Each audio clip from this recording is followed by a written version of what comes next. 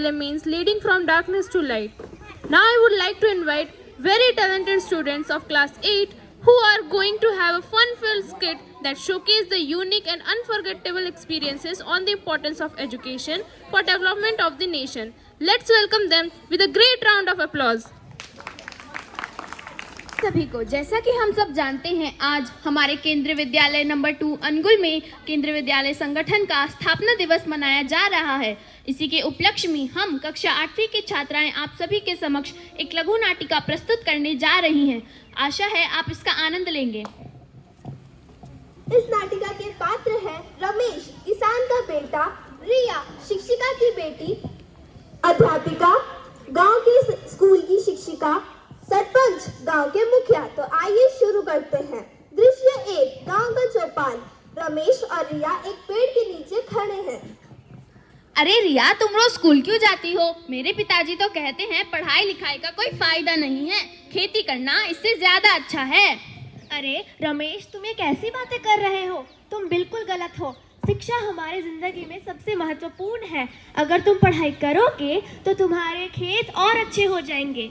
पर पढ़ाई से खेती कैसे अच्छी हो सकती है? मैं तुम्हें नहीं समझा सकती। चलो शिक्षिका जी के पास चलते हैं, वो तुम्हें अच्छे से समझा देंगी।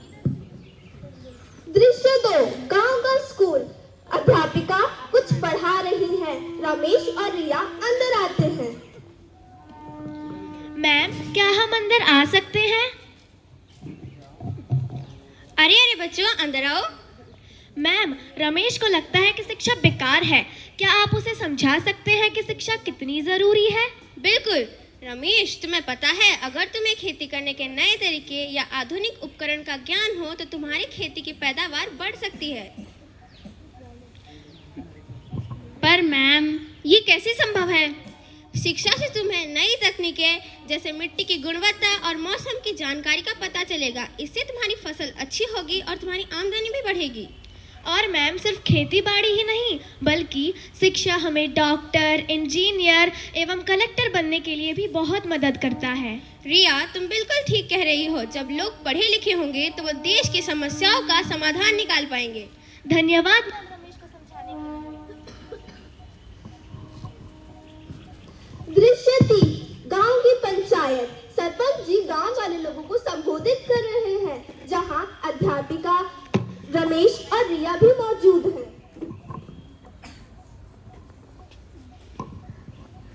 भाइयों और बहनों, हमारे बच्चे हमारे देश का भविष्य हैं। लेकिन हमें पता चला है कि कुछ बच्चे विद्यालय रोज नहीं जा रहे हैं, जिससे कि हमारा देश और हमारा गांव दोनों ही पीछे जा रहे हैं। सरपंच जी बिल्कुल सही कह रहे हैं। शिक्षा से व्यक्ति, देश और समाज का विकास संभव है।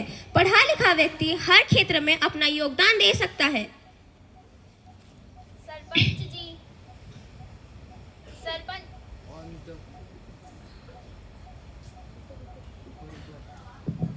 शिक्षिका जी धन्यवाद मुझे समझाने के लिए। अब मुझे समझ में आ गया कि अगर मैं पढ़ाई करूंगा तो मैं अपनी खेती और भी सुधार सकता हूं एवं अन्य किसानों की भी मदद कर सकता हूं, जिससे हमारा गांव और देश दोनों मजबूत होंगे। बिल्कुल, तुम सही कह रहे हो। आज से हम सब मिलकर वादा करेंगे कि हम अपने बच्चों को रोज विद्यालय भेजेंगे ताकि उनका विकास हो सके। तो मेरे प्यारे मित्रों, इस नाटिका से हमें यह सीख मिलती है कि शिक्षा से ही राष्ट्र का निर्माण हो सकता है और पढ़े लिखे लोग नए आविष्कार करते हैं, जिससे गरीबी कम होती है और समाज आगे बढ़ती है। तो आइए हम सब मिलकर शिक्षा को बढ़ावा दें और अपने देश को एक नई ऊंचाई पर ले जाएं। धन्यवाद। पढ़ेगा भारत, पढ़ेगा भारत तभी बढ़ेगा भारत। पढ़ेगा भारत तभी बढ़ेगा भारत। पढ़ेगा भारत तभी बढ़ेगा भारत। पढ़ेगा भारत तभी बढ़ेगा भारत। पढ़ेगा भारत तभी बढ़ेगा भारत।